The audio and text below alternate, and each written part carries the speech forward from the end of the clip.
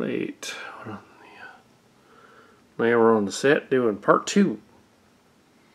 Believe it or not, the Sword Fakery. Oh no, we did a 90-minute movie about other thing. Now it's a Sword Fakery. So we're going to begin recording it now.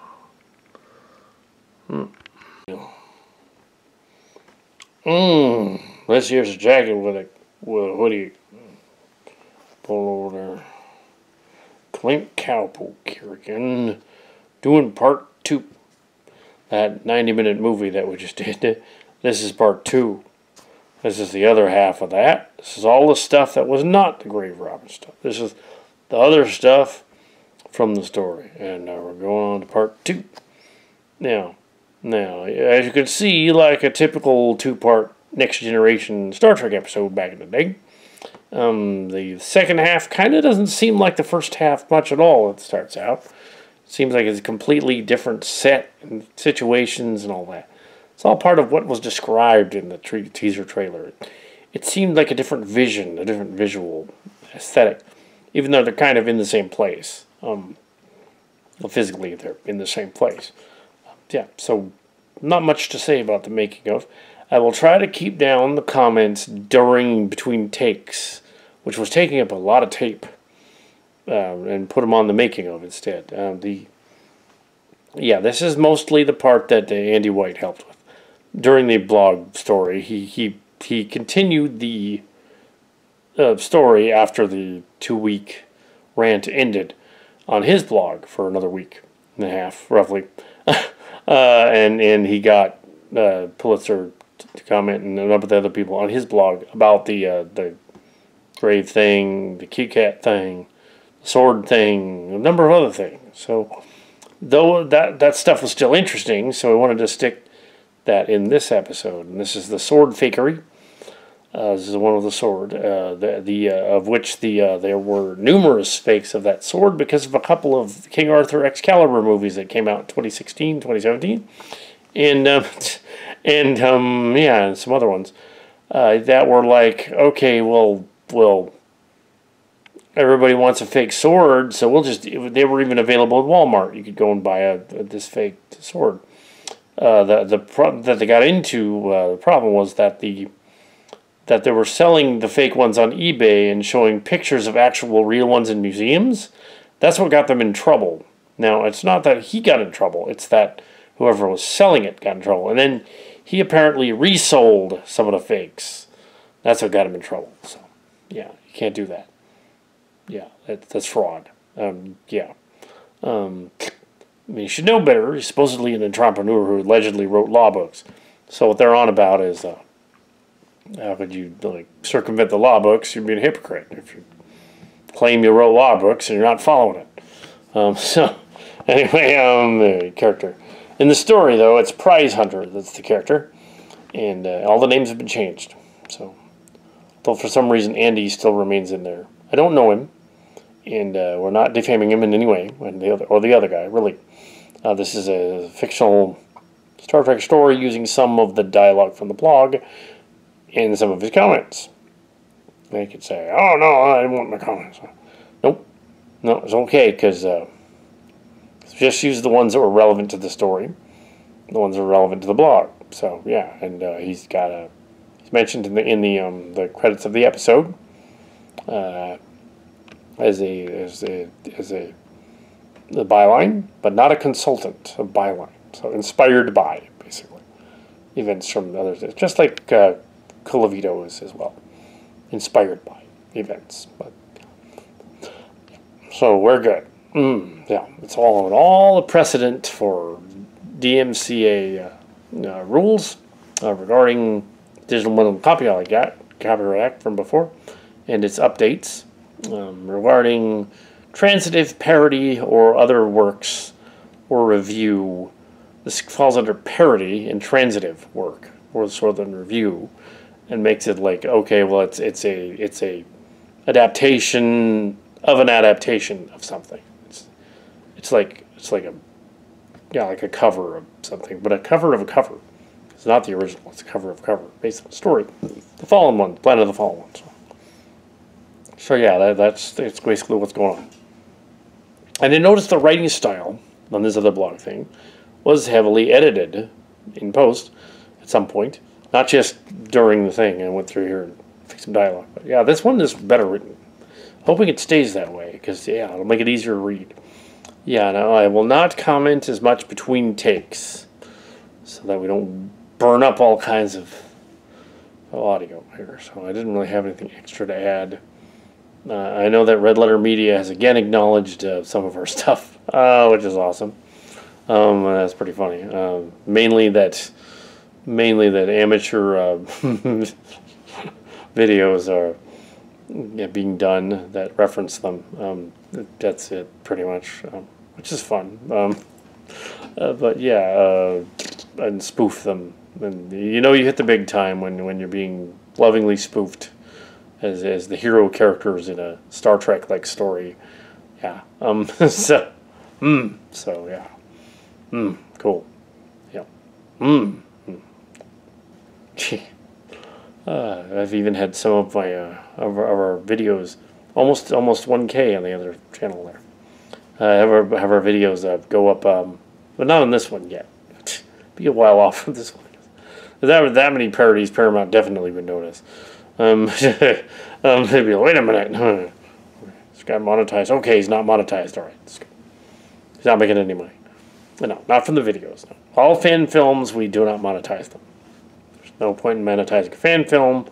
You're taking somebody's work as transitive and doing a version of it, spoof. That yeah, you can't. You shouldn't be making money on that. You should just not be doing that. You know. Which was the deal after the Axner thing. The Excalibur thing was mentioned and stuff. Which was the deal on our website here, the Chimera website. You don't want to, yeah, 503, the rules regarding an independent, non-for-profit home movie studio. Even though it's not a studio, technically, there's no bankroll, there's no money funds going in. It's fan films with action figures, completely self-contained and paid and self-volunteered and all that. And all the different voices on this are clearly just Kat doing different voices. So, yeah. Yeah, so Mark's Cards is not going to be available again. Apparently another coworker came down with COVID, so he'll not be available for the 1000th episode, it turns out. So whatever we want to do for the 1000th episode on the other channel, do that anyway. Yeah, but we will wait on the Starcrackers reboot thingy appearance until after everything cools off. But here, we're going to continue with doing this. If we've finished the halfway point in the season, we're going to get it done. We're going to get it done.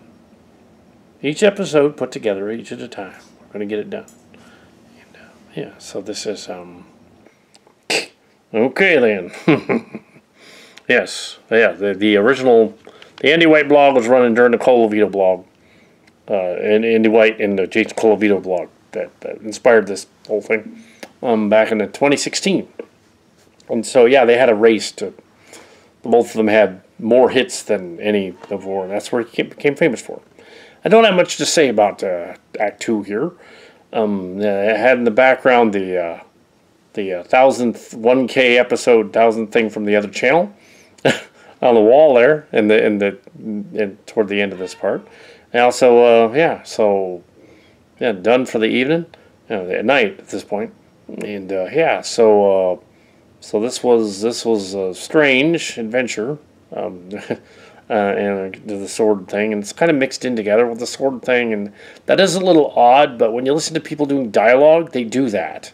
They will switch subjects, and it's amazing they kept the two subjects going and didn't completely go off topic to other things in the script.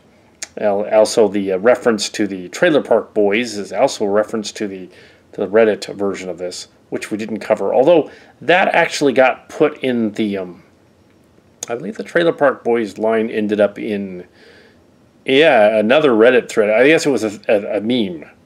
It's about the trailer. It's a band, but yeah, they kept referencing it. People that live in trailer parks, as well as being a meme about a band. I believe it was referenced in Critical Vitriol. It might have also been referenced in the other one, the Incident Valerian Planet episode. I think it was in there too. But it might have been just it might have been just the other one, Vitriol. It's cool that it's referenced twice in different blogs. So clearly it's a meme at the time. Since the last season was mainly stuff from 2018 to 2020, and this is flashbacks to 2013, really, up to 2020. This 7-part thing is the flashbacks to different blogs over different years. But done as a week in terms of the lineage, not linearly. It's a week. Each episode is a day during that week, and it's 7 days. They're just in there 7 days. And this is day 5, so anyway, of that. But Andy White worked for him, I guess. Yeah, Andy White was on this Andy character was the real one. That's kind of loosely based on. Was on Oak Island with him. Yeah, so the Nova Scotia one. And there was a scandal. He made up stuff about him too. Scott Walter and this other guy. Pulitzer made up stuff about him too, defamed him. Didn't work out too well for him legally, defaming him. Not sure what the settlement was, but there was one. They have not revealed how they know about the site yet, but clearly they do, which is funny. And I tend to go with the theory early on that they were indeed going to do a repeat of that American Earth episode. They were going to show what they were digging up. They were going to film it like they did the American Earth episode. There was some confusion about the Bigfoot one and the other one. They did earlier Bigfoot stuff. He was being semantically annoying here. They did. They covered that stuff before they covered the sword stuff. So, that was later. The sword stuff was 2015. The other stuff was earlier, although not 4 years earlier, as he claimed. That's kind of funny. I don't think it was around that long. Don't think so. Maybe 3.5, 2. Anyway, so they're both wrong about when the dates were. Many of these reality TV shows blur together, though, and they probably just don't remember when they actually, they probably film, a bunch of stuff together all at once and then put it all together as one season. So who knows? The seasons are short. 10 episodes or whatever each. So when they do those, so they're probably a little off. However, they can't really say one of them started the alien trend or the Bigfoot trend or the Giants trend, because that was a long time ago. That was a thing. Neither of them started it. There have been stories about giants and giant characters in fiction for ages, going back to at least the Bible and then the ancient Greeks, who wrote about giants and as titans and gods and demigods and things. So they didn't come up with that. Neither of them did. And this thing about they keep mentioning cachology, which is a made-up science of spelled cache, like cachet, French word cache, cash. Not for money cash, but they're being cute. Like Cache Creek is also spelled cachet. It's a casino. So they're being funny, but they're not being clever. They're just being funny. So also it's funny that one of them references in the stories is like, what about you guys are going to eventually break up and have a pissing match and stuff. They did. Eventually they did, but it wasn't a year later. It was a couple of years later. And then Walter went on to do, Scott Walter went on to do another American Earth in 2019. But then the pandemic happened a little bit after that, so we don't know whether it's still going on or not. So we tried it again, but he didn't involve that other guy. Gone. So anyway, the real guy. Because he became, the other guy, Pulitzer, became a right-wing supporter of ex-President Trump. And I guess he didn't dig that or something. It's odd that there's also references to academics being called to the site, even though they don't like academics.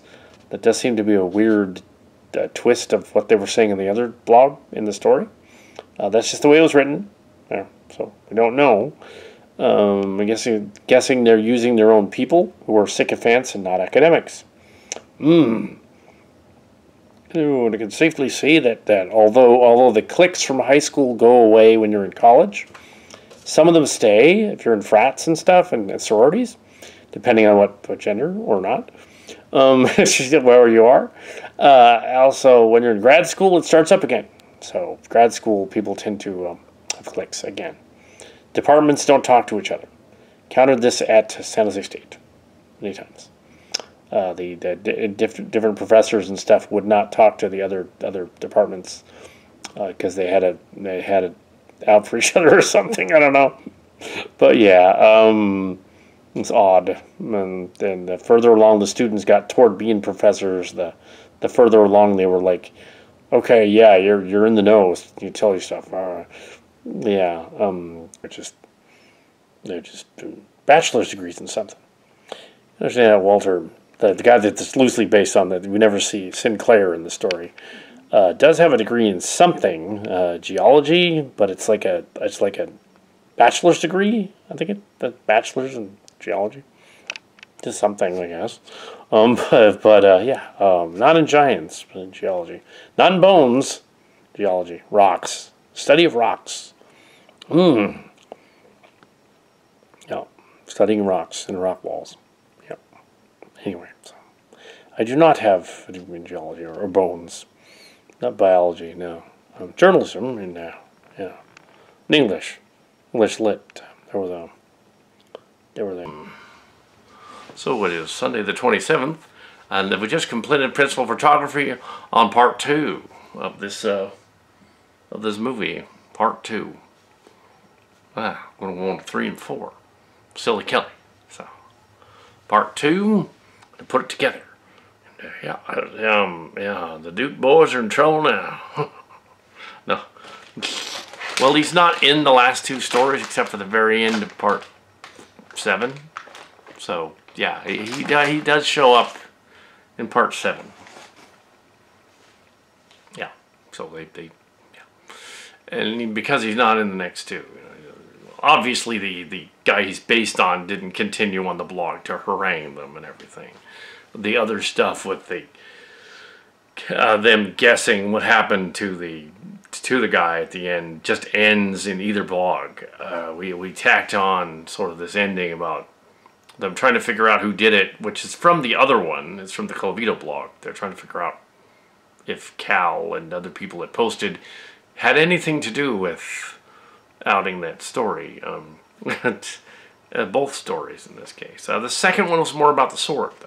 They kept cutting back to the sword because the body character story was never really a thing in part 2. See, and it was all about 100 and some pages originally. It was a big long thing about a big chunk of the Fallen One's novel about the grave robbing and then the sword story. And although the dialogue does switch rapidly between the 2, mainly ending with the sword, no one actually, they never actually get him to admit to anything at all, even though he says he's going to. There's a 200-page document, which is all gibberish and data nonsense. It's all gibberish. There's a document out there, similar to other documents, but yeah, it doesn't say anything about the sword's abilities and stuff. It's all just numbers he put up and data and stuff, whatever. This is the guy that it's based on.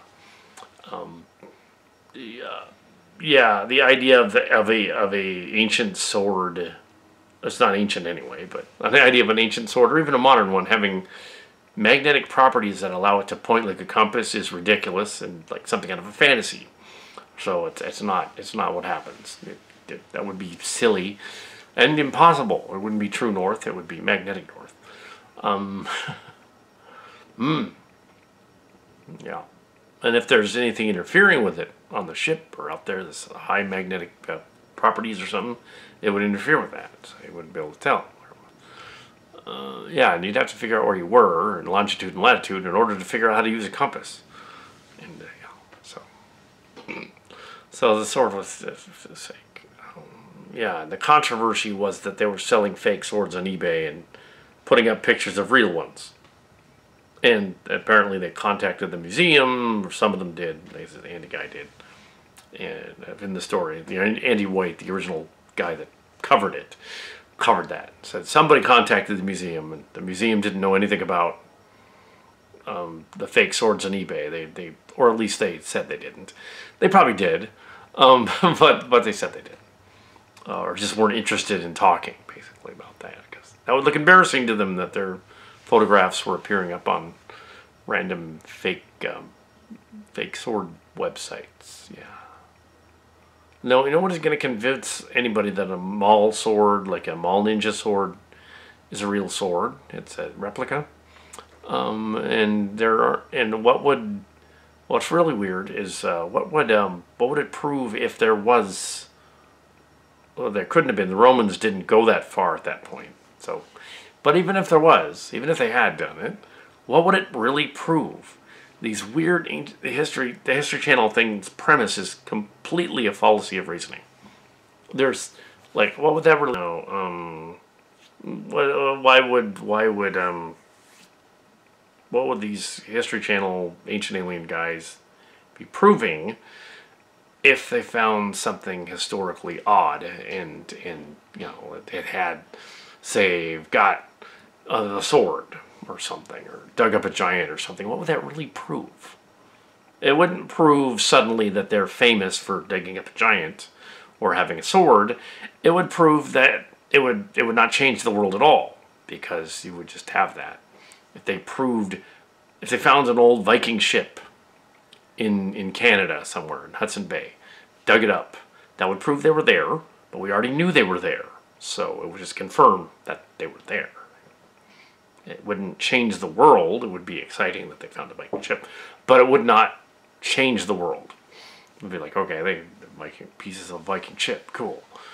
Even if they found Noah's Ark, let's say, they couldn't, but if they did, it wouldn't change the world. Everyone would know, yeah, okay, we found a piece of it from that time period, and that wouldn't prove anything. It wouldn't make that person famous at all, other than, ooh, they have something. Or the guy that found the wagon wheel, it was clearly faked underwater, That wouldn't prove anything either. He found a wagon wheel under the water. It doesn't make him famous for a few minutes, but that's it. So if these guys, treasure hunter guys, go around going, oh, we discovered giant skeletons, which they didn't actually get to do. They tried. Well, they made a show.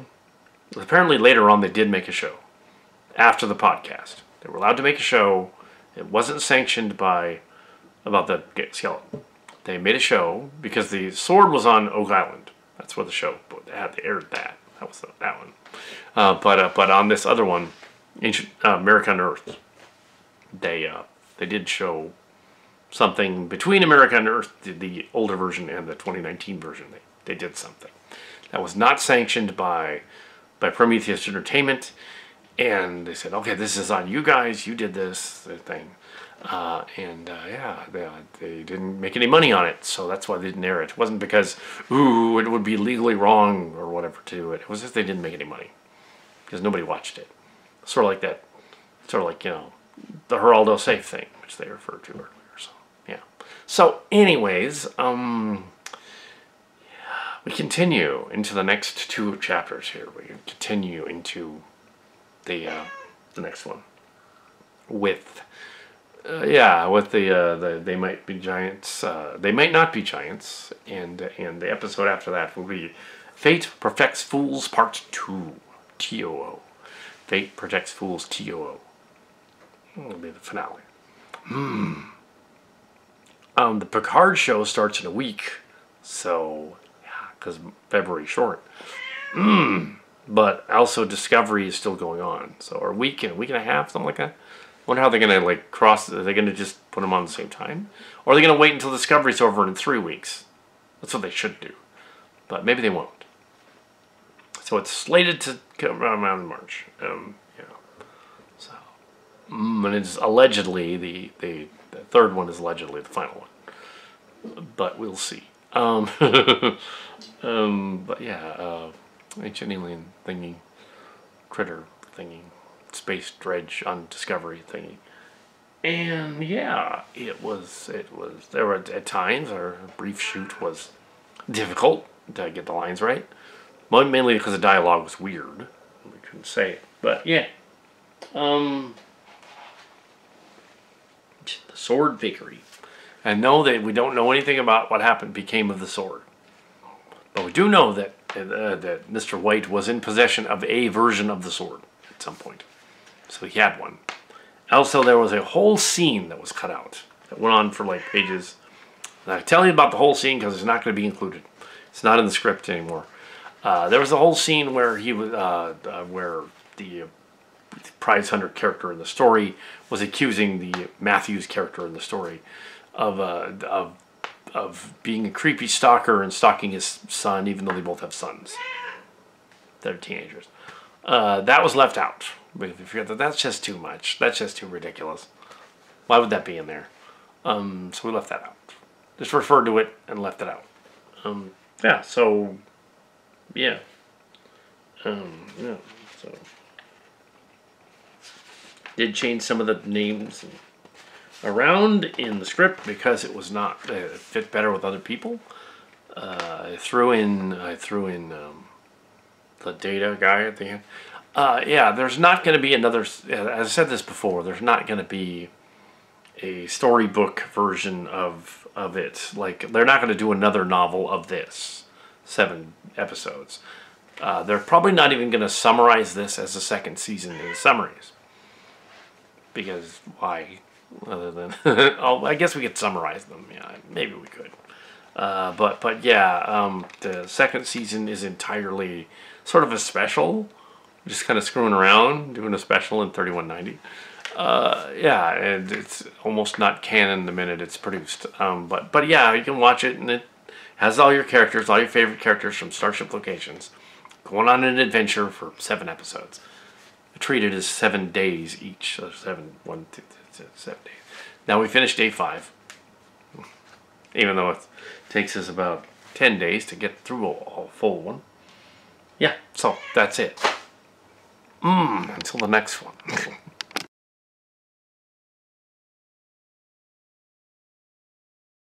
And as for trivia, what is the longest ever talked to, longest and shortest ever talked to a Star Trek person at a convention?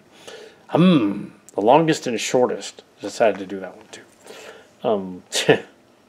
And when I talked to it, they used to like do Q&A panels and things, and it wasn't just on stage. They would come down onto the floor and talk to people and stuff. A little different back then. So, shortest and longest. Yeah, talk to a Star Trek person. The shortest and the longest is actually Nichelle Nichols, I think, probably. The shortest was a convention in I think 2017 when she just commented, "I'm too tired for this," and that was it. And I just said, "I understand." That was it. She wanted to. She was just done talking. She just said, "Oh, the last one I'm gonna talk to. Too tired for this." It's like, the handler lady was like, "Yeah. Let's go to bed." Well, that's fine. I wasn't gonna. I didn't get an autograph that day, but years ago it did. And the longest was also happened to be 15 years earlier. There was a convention in San Francisco where like Aaron Eisenberg was there, and she was there. She's down on the floor, and everybody was chatting about Star Trek and stuff. And gosh, it was a good 20 minutes. It was the actual star just talking about stuff. Mainly I listened. I didn't say much. Mainly I listened. The history of the whole thing, and that story about, the story about the Southern guy which has changed several times. The original story was the Southern guy that liked the interracial kiss. Has changed several times because the original 90s and then 2000s version of that was that it was not banned in the South. They were still airing Star Trek in the South. Come on. And it was not banned, and this Southern guy came up and he's all excited. And the publicist and Nichelle Nichols at the time thought that he was going to say something bad at this convention. It was in the 70s when it happened. And That was when that happened originally. And he's all, no, I liked the interracial kiss. Cause I figured, that Kirk likes kissing the hot looking black lady. Yee-hoo! And that was the original. And they've changed it over the years and said, oh no, it was banned and it was really shocking when the guy showed. No, that's not what happened. The original story was just that he came up all excited and she thought he was going to do something bad. And he was like, no, I liked it. It was fun. It was cool. Kirk would totally do that. He was okay with it. He's probably a little drunk. Anyway, maybe that's what it was. But yeah, that was the original story. Another short one was Garrett Wong. That was pretty short too, because he was tired of signing signatures. Garrett Wong, played Harry Kim on Voyager, and he signed Garrett Wong, but the Wong looked like it said "Get away." Get away! Oh shit! Yeah, it was very funny. That was in line though. That was the shortest. Yeah, I didn't count that one because it wasn't actually a Q&A. So anyway, yeah, that's pretty much it for the evening. Brief making of stuff, cleaning stuff. This was a day and a half of filming on the set. Unusual because Thursday didn't have anything else going on. So we're here from Thursday, trying to catch up with day 2 here.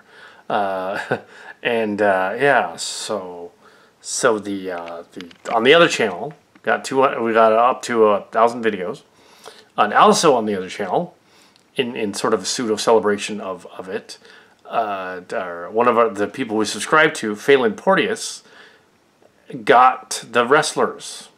We did a review of the wrestlers on the other channel, the X-Force wrestlers. He got them. And he did a review. He did a bootleg zones of our bootleg joy. So we have a crossover.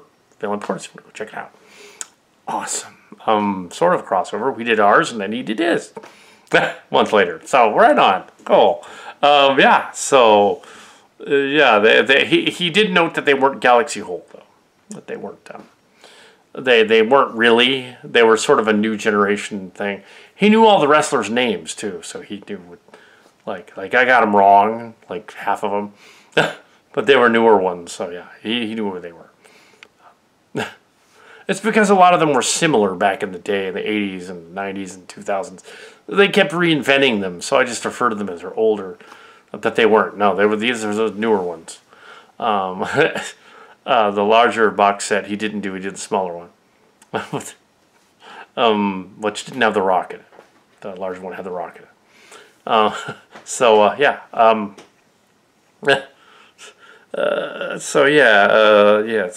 that's cool. As for video tonight, this is on set, I guess, camera filming the thing with the sword fakery. Yeah, we're filming the sword fakery, and there's not much to say about today's filming. So I just thought I would point that thing out. Yes, and so that's pretty much it. Yeah. Prove. I was talking about a famous genius character from the church who was now in college, and this genius character was going on about astronomy and stuff. Is actually she's actually the sister of the character, the cast member that died last year in the original cast. From the Starship locations and Transmush thing. Mainly Transmush, all Transformers mush.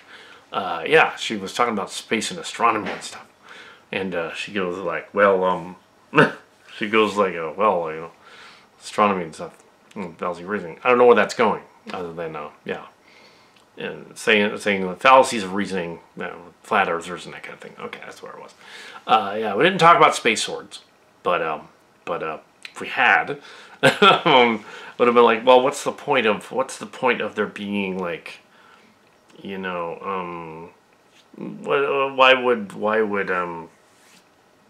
what would these History Channel Ancient Alien guys be proving